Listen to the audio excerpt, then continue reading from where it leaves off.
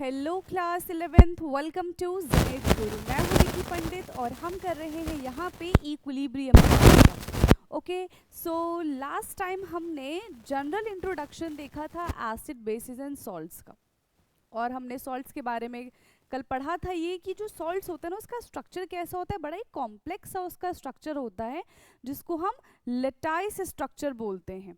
ठीक है, आज की क्लास में हम ये जानेंगे कि हमें कैसे पता चला किस सब्सटेंस को देख के हमें बोलेंगे कि ये एसिड है, ये बेस है, कैसे हम उसको कैटेगराइज करेंगे। सो बेसिकली इनको कैटेगराइज करने के लिए काफ़ी साइंटिस्ट आए थे, हम उनके बारे में जानेंगे। उन्होंने किस तरीके से आइडेंटिफाई किया कि this given substance is acidic in nature और this given substance is basic in nature.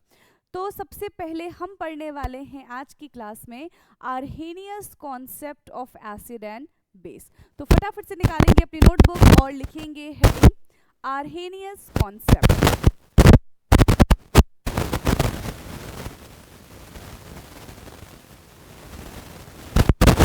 Arrhenius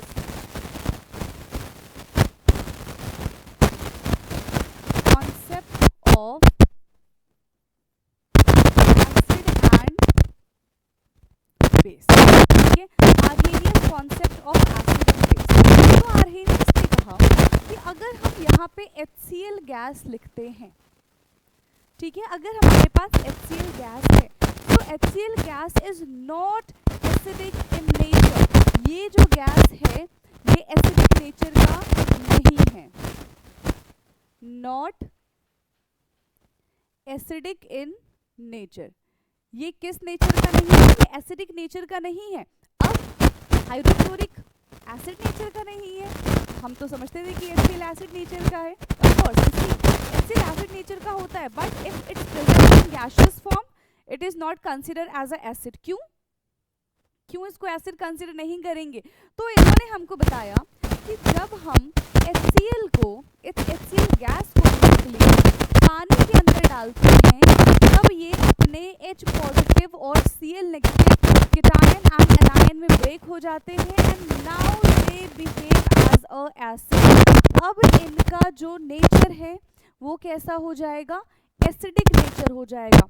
मतलब जब तक कोई सब्सटेंस प्रोटोन रिलीज नहीं कर देता है, ठीक है, जब तक कोई सब्सटेंस प्रोटोन रिलीज नहीं कर देता तब तक ये मान ही नहीं सकते कि वो एसिड है।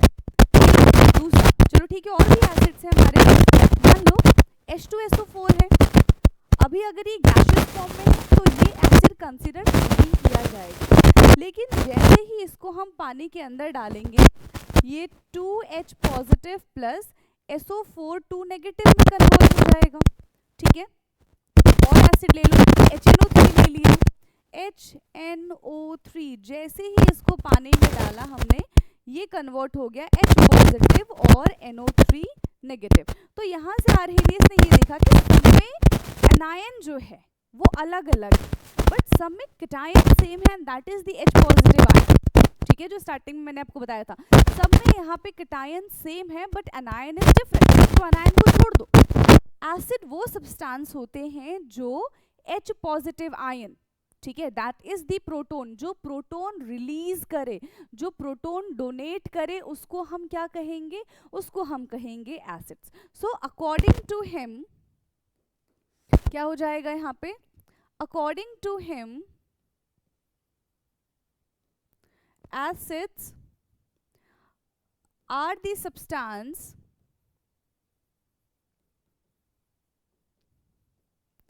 that donate, ठीक है, acids are the substance that donate or release H plus ion, that is proton, in aqueous form। जैसे ही हम इसको पानी में डालेंगे, पानी में डालने के बाद की ये बात है, जैसे ही हम इसको पानी के अंदर डालेंगे क्या करेगा? अपना H पॉजिटिव आयन रिलीज करेगा।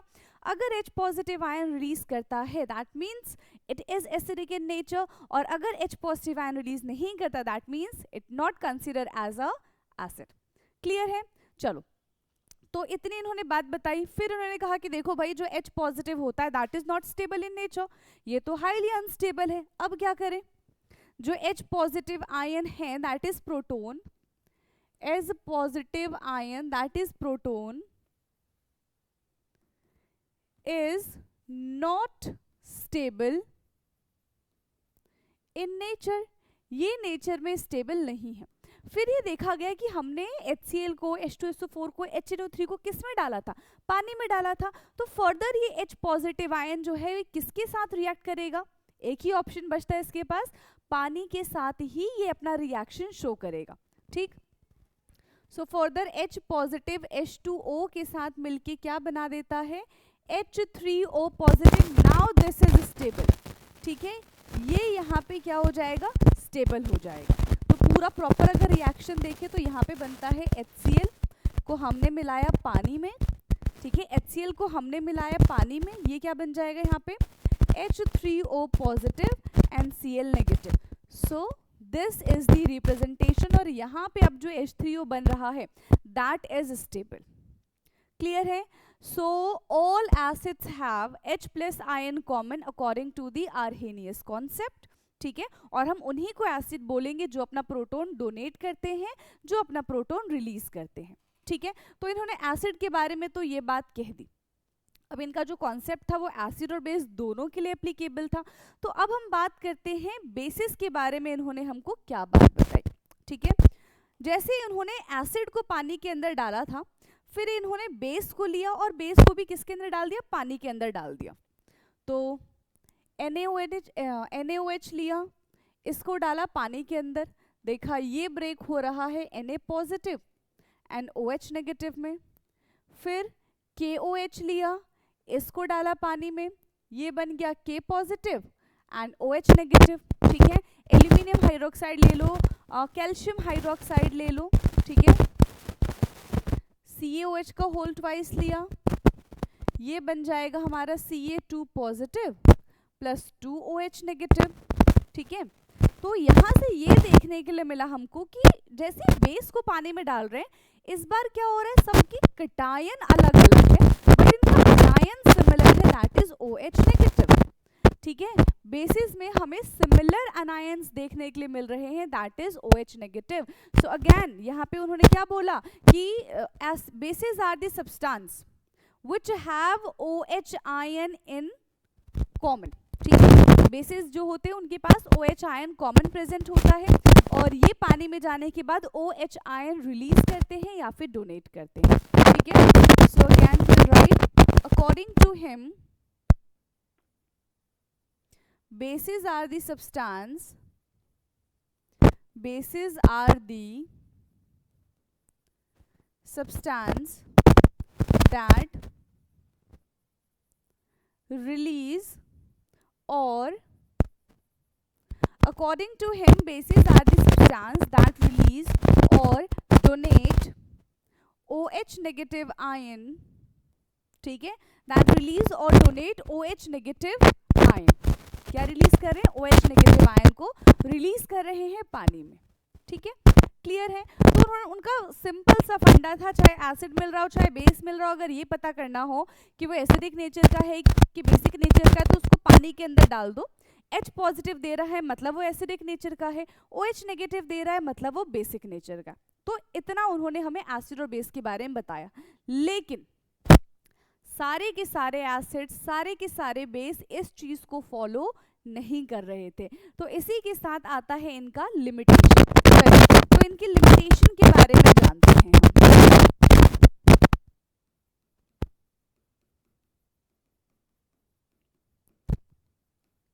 लिमिटेशन क्या था, NH3 के बारे में बात की गई।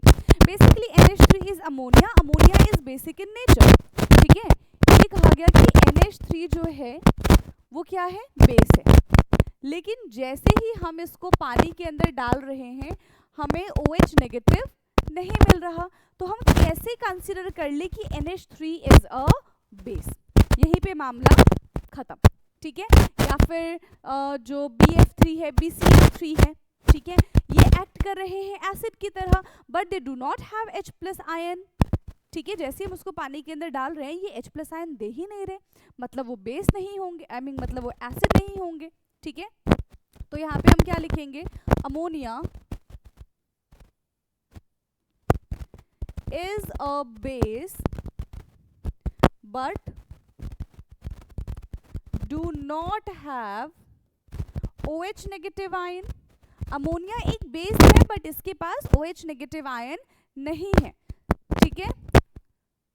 एंड BF3 की बात कर ले हम, BCl3 की बात कर ले, act as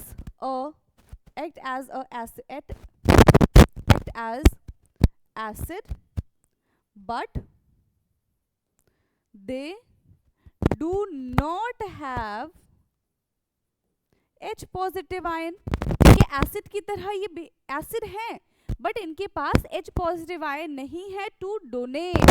they do not have H positive ion to donate. अब क्या करें, तो क्या इनको बेस ना बोले, इनको एसिड ना बोले, है तो है, पर कैसे इनको जस्टिफाई करें कि these are acids and this is base. उसके लिए कुछ ना कुछ कॉन्सेप्ट लेकर आना पड़ेगा। नहीं बता पाए थे आर्हेनियस, तो ये इनकी लिमिटेशन में आ जाता है। अब देखो, कोई भी ऐसी चीज, ठीक है, जो एक साइंटिस्ट नहीं बता पाए, लिमिटेशन कैसे आती है? जब तक कोई दूसरा साइंटिस्ट आके उसको करेक्ट ना करे, उसके बारे में क्वेश्चन ना पूछे, तब तक लिमिटेशन कहाँ से आएगी, है कि नहीं है? तो फिर आर्हेनियस के बाद आते हैं दूसरे साइंटिस्ट, बेसिकली वो दो साइंटिस्ट हैं जिनको हम कहते हैं ब्रॉन्स्टेड लोवरी। ठीक है, एक ब्रॉन्स्टेड है, एक लोवरी है, दोनों ने मिलकर कॉन्सेप्ट दिया जिसको हम कहते हैं ब्रॉन्स्टेड लोवरी कॉन्सेप्ट। ओके, तो ये जो चीज थी इसी को ओवरकम किया उन्होंने, राइट। चलिए, सो नेक्स्ट जो है साइंटिस्ट, दैट इज ब्रॉन्स्टेड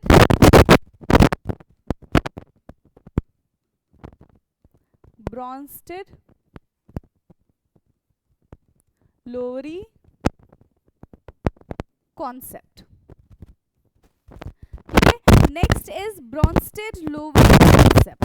अब ब्रॉन्स्टेड लोवरी कॉन्सेप्ट क्या है? इन्होंने क्या कहा, जो लिमिटेशन था ना आर्हेनियस का, उसी से इन्होंने स्टार्ट किया। इन्होंने कहा अच्छा ये NH3 के बारे में बोल रहे हो आप लोग, NH3 को डाल दो पानी में। ठीक है, NH3 को किस में डाल दिया हमने? पानी में डाल दिया। ठीक है, अब जैसे ही NH3 को पानी में डाला तो क्या हुआ, ये बन गया NH4 positive plus OH negative. ठीक है, क्या बन गया? NH4 positive and OH negative. अब कहीं किसी को OH नेगेटिव दिख रहा है? यहाँ पे दिख रहा है कि नहीं दिख रहा है? यस। तो इन्होंने क्या कहा, देखो इन्होंने अपना एक कॉन्सेप्ट बनाया। इन्होंने कहा कि ठीक है, आर्हेनियस ने बहुत अच्छी चीजें की हैं, एक बेस बना दिया है बाकी सब के लिए, अब सब जो है उसके आगे से स्टार्ट करेंगे, है कि नहीं है? तो यहाँ पे इन्होंने क्या कहा कि ऐसे substance that are H positive acceptor. ठीक है, जो H पॉजिटिव एक्सेप्टर होते हैं वो बेस कहलाते हैं। आर्हेनियस ने क्या कहा था, जो H पॉजिटिव डोनर होते हैं वो एसिड कहलाते हैं। इन्होंने कहा जो H पॉजिटिव एक्सेप्टर होते हैं वो बेस कहलाते हैं। अब देखो, पहले तो हमको पता था कि NH3 is a base, but उसको हम कैसे आइडेंटिफाई करें, कैसे उसको क्लियर करें कि NH3 इज अ बेस? तो ब्रॉन्स्टेड लोवरी ने कहा कि NH3 ने क्या किया, वाटर का एक हाइड्रोजन एक्सेप्ट कर लिया। That means bases are the substance which accept H positive ion, which accept proton are the bases. ठीक है, और जो H पॉजिटिव डोनेट कर देता है वो तो एसिड होता है। ये बात हमको किसने कही थी? ये बात हमको? आर्हेनियस ने। तो इसका मतलब वाटर यहाँ पे एसिडिक नेचर का होगा क्या? फिर सारी चीजें गड़बड़ हो रही है, क्या वाटर एसिडिक नेचर का है? हमने तो पता नहीं कब से पढ़ा है कि वाटर जो होता है वो न्यूट्रल होता है। यस, वाटर जो होता है वो तो न्यूट्रल नेचर का होता है, बट यहाँ पे वाटर एसिडिक कैसे हो जाएगा? मतलब सारे कॉन्सेप्ट हमारे गलत हो गए। देखो भाई, ऐसा नहीं है। आर्हेनियस ने जो थ्योरी ली थी वो वाटर को एज अ न्यूट्रल मान के ली थी, बट एक्चुअल में water is a amphoteric in nature.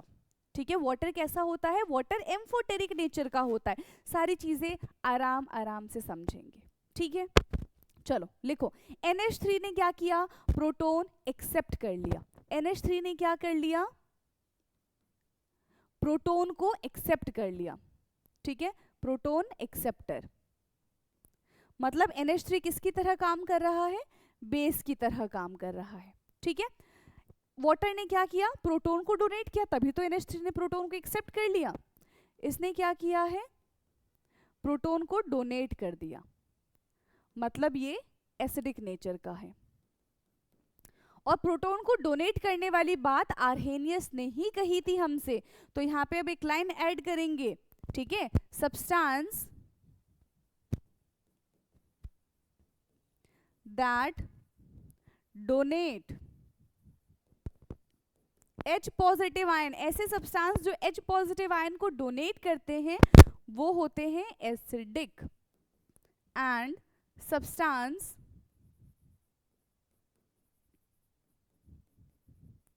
That accept H positive ion are basic in nature. ठीक है, ऐसे सब्सटेंस जो H पॉजिटिव आयन को डोनेट करते हैं उनको हम एसिड बोलते हैं, एसिडिक नेचर के होते हैं। सब्सटेंस जो H पॉजिटिव आयन को एक्सेप्ट करते हैं वो बेसिक नेचर के होते हैं। तो यहाँ से ये क्लियर हो गया कि यस NH3 इज कैसे नेचर का है, बेसिक नेचर का है।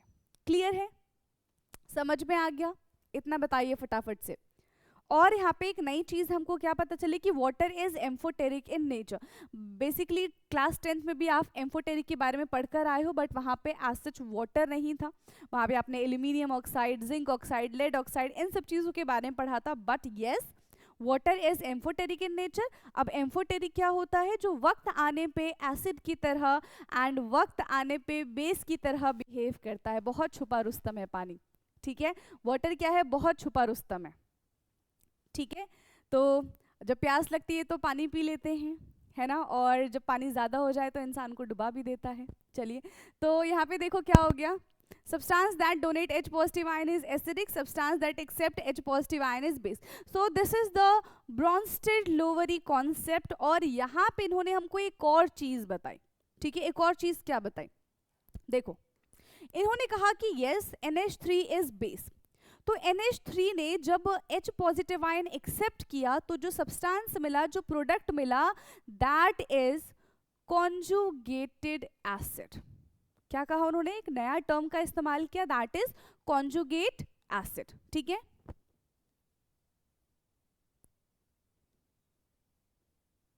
Conjugated acid.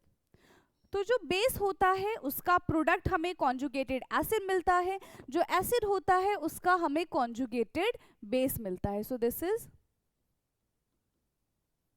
Conjugated base. तो दीज आर दी प्रोडक्ट। तो यहाँ पे हमें बेस और कॉन्जुगेटेड एसिड, एसिड और कॉन्जुगेटेड बेस में किस चीज़ का डिफरेंस दिख रहा है, सिर्फ और सिर्फ मात्र एक हाइड्रोजन का डिफरेंस दिख रहा है। So acid base pair are differ by H positive ion, उसको हम क्या बोलेंगे, कॉन्जुगेट पेयर बोलेंगे। ठीक है, सो मेंशन करेंगे इस चीज को, हम क्या लिखेंगे भाई, so acid base pair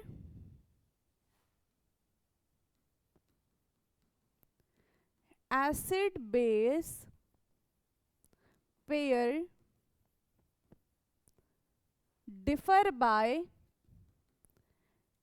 H positive ion. Acid base जो पेयर है वो किससे डिफर है, H पॉजिटिव आयन से डिफर है, is called conjugate base, is called conjugate pair we can say, इसको हम बोलते हैं कॉन्जुगेट पेयर, जिसमें सिर्फ H पॉजिटिव आयन का डिफरेंस होता है। चलो, हमने अभी एक बात कही थी, क्या बात कही थी, बेसिकली हमने नहीं कही थी, ब्रॉन्स्टेड-लोवरी ने कही थी। क्या कहा था कि पानी जो है वो एम्फोटेरिक नेचर का है। प्रूफ करो जरा। यस, पानी अगर एम्फोटेरिक नेचर का है, यानी कि एसिड के साथ रिएक्ट कराओगे तो बेस बन जाएगा, बेस के साथ रिएक्ट कराओगे तो एसिड बन जाएगा।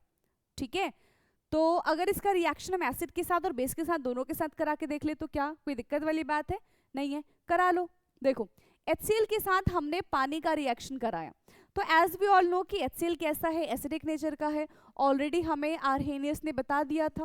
तो अकॉर्डिंग टू ब्रॉन्स्टेड-लोवरी कॉन्सेप्ट जो वाटर है वो कैसा हो जाएगा, बेस हो जाएगा। अब यहाँ पे जो एसिड है वो क्या काम करने वाला है भाई, एसिड का नेचर कैसा होता है, वो H पॉजिटिव आयन डोनेट करता है, और बेस का नेचर कैसा है, वो H पॉजिटिव आयन को एक्सेप्ट कर लेता है। तो यहाँ पे हमें मिलेगा Cl negative plus H3O positive. तो अगर HCl यहाँ पे एसिड है तो Cl नेगेटिव क्या हो जाएगा, कॉन्जुगेट बेस बन जाएगा। ये हमारा बन जाएगा कॉन्जुगेट बेस। और अगर वाटर बेस है तो इसने एक प्रोटॉन एक्सेप्ट करके क्या बना लिया, कॉन्जुगेट एसिड बना लिया। क्या बना लिया यहाँ पे, कॉन्जुगेट एसिड बना लिया। ठीक है, समझ में आ गया।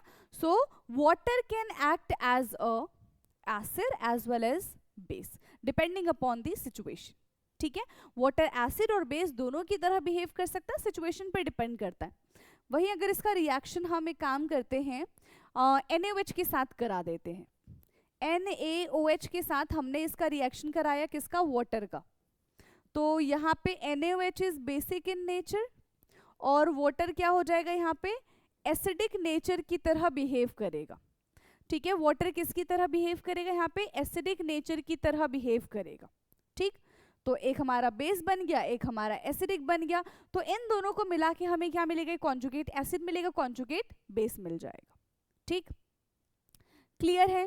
तो इन दिस केस देखो अब यहाँ पे क्या बनने वाला है, यस यहाँ पे क्या बन जाएगा, वाटर क्या करेगा, because water is acidic in nature, ये अपना H पॉजिटिव आयन डोनेट कर देगा। ठीक है, ये अपना क्या कर देगा, H पॉजिटिव आयन डोनेट कर देगा। ठीक है, ये अपना H पॉजिटिव आयन डोनेट कर देगा और जो बेस है अगर उसके पास टेंडेंसी है तो वो एक्सेप्ट कर लेगा। ठीक है, बाकी इसके पास तो नहीं है। खैर, और भी हम सब्सटेंस देखते हैं जो पूरा जो इसके पास इलेक्ट्रॉन प्रेजेंट होता है, जो प्रोटॉन प्रेजेंट होता है, पूरा एक्सेप्ट कर लेता है। तो यहाँ पे हम क्या लिखेंगे, water can act as a, water can act as a acid as well as base depending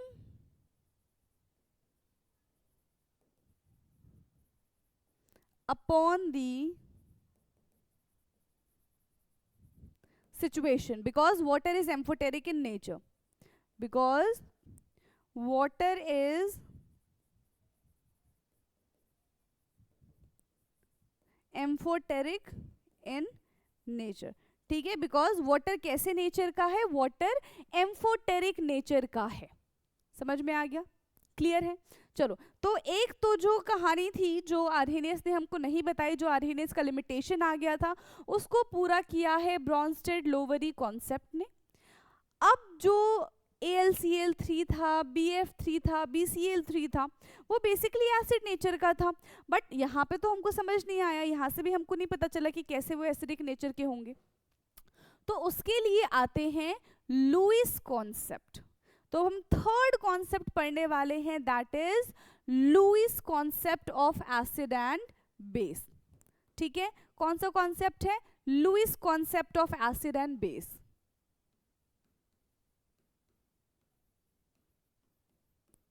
Lewis concept of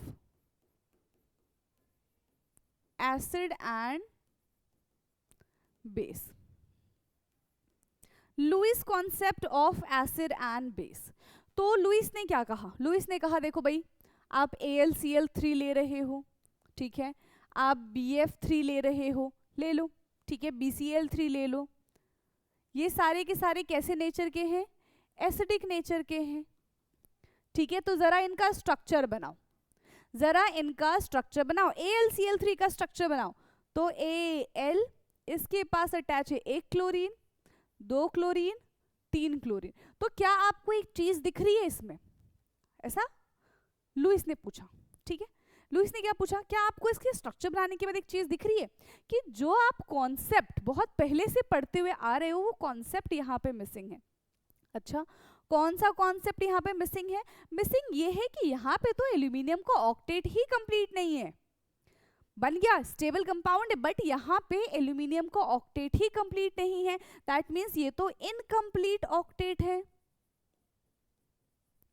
ये कैसा है, ये तो इनकम्प्लीट ऑक्टेट है, यानी कि aluminium is electron deficient in nature. यहाँ पे जो एल्यूमिनियम है वो कैसा है, इलेक्ट्रॉन डिफिशिएंट नेचर का है, इसके पास इलेक्ट्रॉन की आ गई है कमी। तो अगर कोई इसको अपना इलेक्ट्रॉन डोनेट कर देगा, ठीक है, अगर कोई इसको अपना इलेक्ट्रॉन डोनेट कर देगा तो इसका जो ऑक्टेट है वो भी कंप्लीट हो जाएगा, ठीक है, और साथ ही साथ ये एसिडिक नेचर भी कहलाएगा। तो यहां से नया कॉन्सेप्ट आता है कि एसिड्स आर दी सब्सटेंस, ठीक है, which accept lone pair of electron. पर ये किससे लोन पेयर ऑफ इलेक्ट्रॉन लेगा, अब ये बात देखनी है। तो NH3 पे वापस से चलते हैं, ठीक है। NH3 का स्ट्रक्चर बेसिकली कैसा होता है, NH H H, और इसके पास ना 2 इलेक्ट्रॉन ऐसे होते हैं जो बॉन्डिंग में पार्टिसिपेट ही नहीं करते। ऑलरेडी केमिकल बॉन्डिंग में हम ये पढ़कर आ चुके हैं, ठीक है। सो इनको हम कहते हैं लोन पेयर, जो बॉन्डिंग में पार्टिसिपेट नहीं करते हैं, and this is called bond pair, जो बॉन्डिंग में पार्टिसिपेट करते हैं। तो एक होते हैं लोन पेयर, एक होते हैं बॉन्ड पेयर। सो बेसिकली ये देखा गया कि जो नाइट्रोजन है उसके पास लोन पेयर प्रेजेंट है, इवन जो वाटर होता है उसके पास तो 2 लोन पेयर प्रेजेंट होता है। पता है कैसे, ये है हमारा वाटर का स्ट्रक्चर। ऑलरेडी ऑक्सीजन ने, देखो इसके पास 2 इलेक्ट्रॉन का इसने अपना इस्तेमाल कर लिया, बट लास्ट शेल में कितने इलेक्ट्रॉन प्रेजेंट होते हैं, इसके पास 6 इलेक्ट्रॉन होते हैं। तो बाकी के कहाँ गए, 1 2 और 1 2 4 और 2 इधर हो गए 5 और 6, ठीक है। तो इस तरीके से इसके पास 2 लोन पेयर प्रेजेंट होते हैं, यानी कि ये इलेक्ट्रॉन रिच स्पीशीज हैं।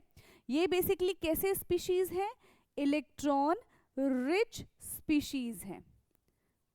तो जिनके पास लोन पेयर प्रेजेंट है they are electron rich species, जिनके पास उनका खुद का ऑक्टेट भी कंप्लीट नहीं है they are electron deficient species. तो यहाँ पे electron rich species electron deficient species की हेल्प करते हैं, and they form a bond जिनको बेसिकली हम कॉम्प्लेक्स बॉन्ड कहते हैं, कोऑर्डिनेट बॉन्ड कहते हैं, which you will learn in class 12th। Clear है।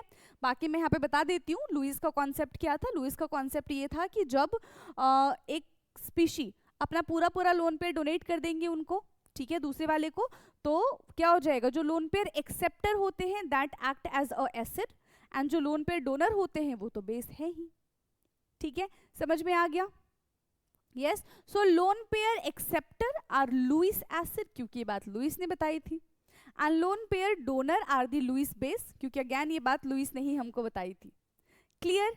चलिए तो देख लेते हैं कि किस तरीके से अपना लोन पेयर डोनेट करता है। BF3 के साथ देखेंगे। ओके, चलिए नया स्ट्रक्चर बनाएंगे हम BF3। So B F F and F, electron deficient in nature. Nitrogen इसके पास प्रेजेंट है 2 lone pair, I mean 1 lone pair और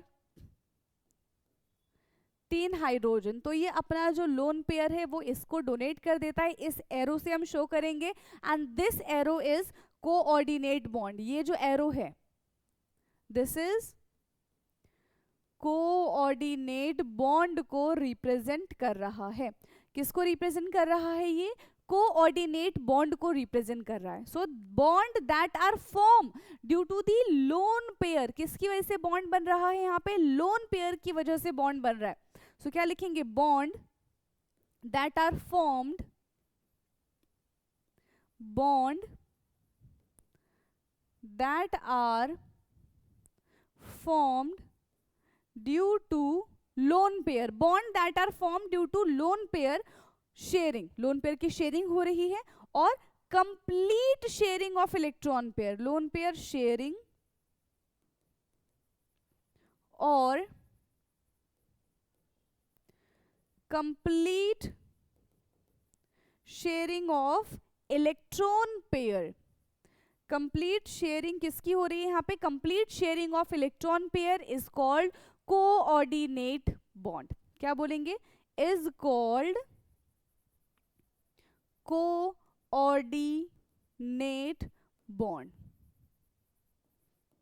ठीक है, is called coordinate bond. So देखो एसिड्स क्या होते हैं, acids are the substance which accept lone pair, ठीक है, and bases are the substance which donate lone pair, ठीक है।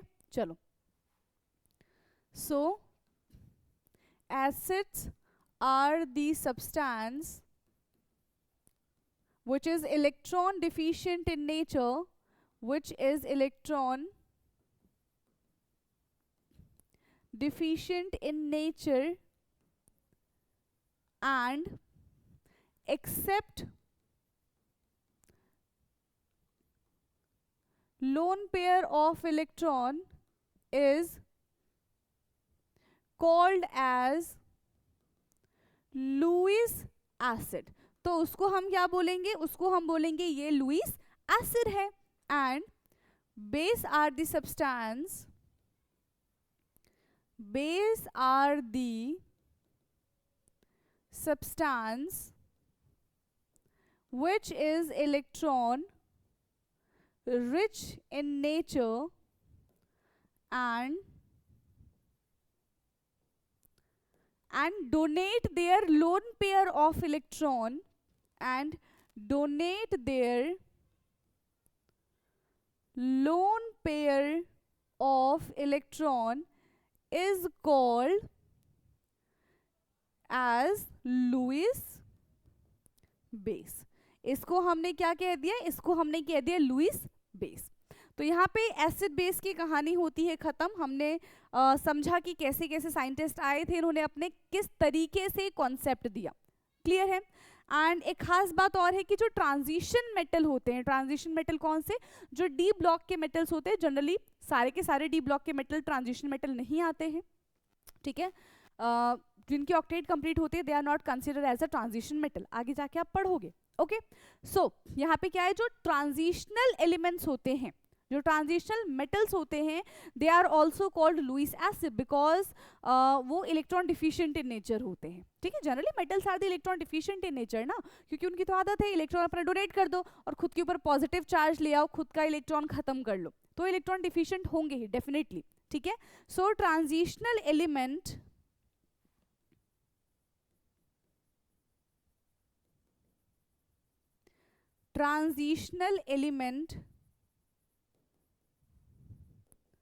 metals are Lewis acid. तो जितने भी ट्रांजिशनल एलिमेंट है they are called Lewis acid, उनको हम लुईस एसिड बोलेंगे।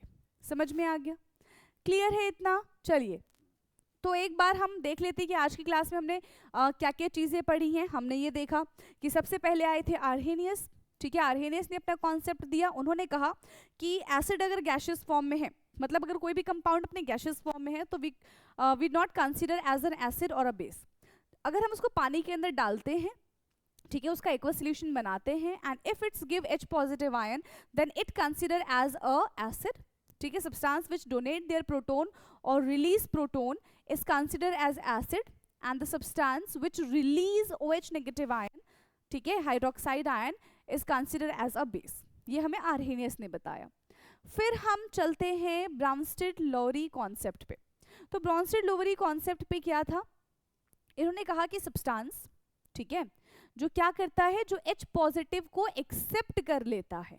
ठीक है, कंफ्यूज होने वाली बात नहीं है ना। तो सब्सटेंस जो H पॉजिटिव को क्या कर लेता है, एक्सेप्ट कर लेता है, is consider as a base and which donate, जो कि आर्हेनियस ने भी कहा था, which donate H positive ion is consider as a acid. ठीक है, प्लस इन्होंने हमको ये भी बताया कि water act as a amphoteric, ठीक है, कंपाउंड। एम्फोटेरिक का मतलब होता है जो वक्त आने पे एसिड और वक्त आने पे बेस की तरह बिहेव कर सकता है and water can do both. ठीक है, एसिड के साथ रिएक्शन कराओगे तो वाटर बेस बन जाएगा, डर जाएगा। बेस के साथ रिएक्शन कराओगे तो वाटर में बहुत ताकत आ जाएगी, वो खुद एसिड की तरह बिहेव करने लग जाएगा। That is called amphoteric compound. ठीक, तो ये कॉन्सेप्ट बताया था। एंड फिर आते हैं, कौन आते हैं, लुईस। ठीक है, लुईस का एसिड बेस कॉन्सेप्ट हमने पढ़ा। लुईस ने हमको ये बताया कि यहाँ पे लोन पेयर नाम की भी एक चीज होती है, ठीक है, जिसके पास लोन पेयर प्रेजेंट होता है वो इलेक्ट्रॉन रिच की कैटेगरी में आता है, जिनका ऑक्टेट ही कंप्लीट नहीं होता है वो इलेक्ट्रॉन डिफिशिएंट की कैटेगरी में आते हैं, है ना। तो ऐसे सब्सटेंस, ऐसे स्पीशीज जो लोन पेयर पूरा पूरा एक्सेप्ट कर ले, इलेक्ट्रॉन पेयर एक्सेप्ट कर ले, is consider as a Lewis acid. And ऐसे सब्सटेंस जो लोन पेयर अपना डोनेट कर रहे हैं they consider as a Lewis base. ठीक है, और यहाँ पे हमने कॉन्जुगेट एसिड बेस का भी कॉन्सेप्ट पढ़ा है।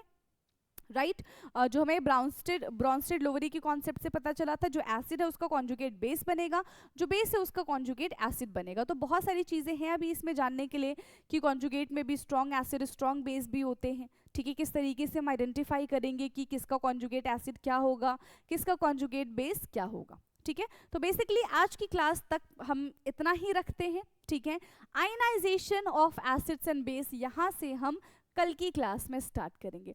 तो आई होप कि जितनी चीज़ें हमने आज की क्लास में पढ़ी है आपको बहुत अच्छे से समझ में आया होगा। इसके बाद भी अगर कोई डाउट रह जाता है तो आप कमेंट करके पूछ सकते हैं। बाकी का discussion will do in next class. तब तक के लिए पढ़ते रहिए। Thank you so much.